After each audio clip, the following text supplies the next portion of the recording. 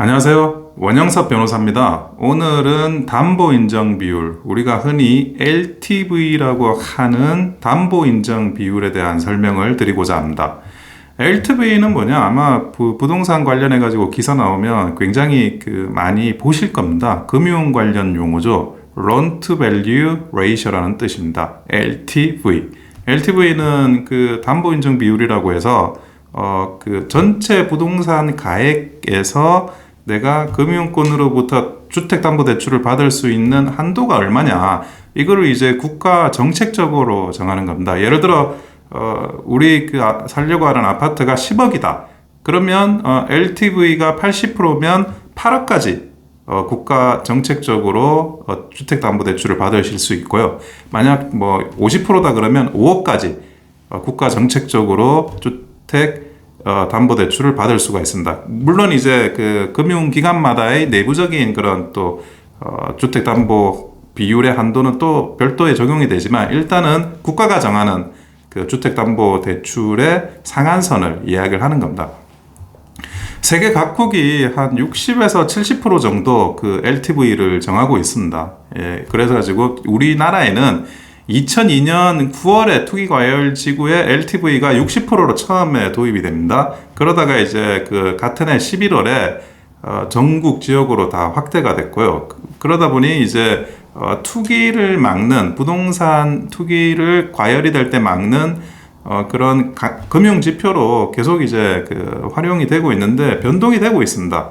조금 이제 과열이 될 때는 낮추고, 조금 이제 좀 과열이 진정이 된다 그러면 좀 높이고, 그리고 각 지구마다, 살려고 하는 지역마다 규제가 다양하게 다릅니다. 그래서 여러분들도 어느 지역에 아파트를 사고자 하는 거에 따라서 그 지역의 LTV가 얼마인지를 별도로 이제 확인을 하셔야 돼요. 근데 지난 정부에서는 15억 이상에는 아예 주택담보대출을 못하게 하는 그런 정책을 시행하다가, 이제 2022년부터 15억 이상 초고가 아파트의 경우에도 주택담보 비율을 적용을 하는 LTV 50%를 적용을 하는 걸로 또 정책이 변했죠. 이렇듯 각 정부마다 정책은 계속 이제 변하고 있습니다.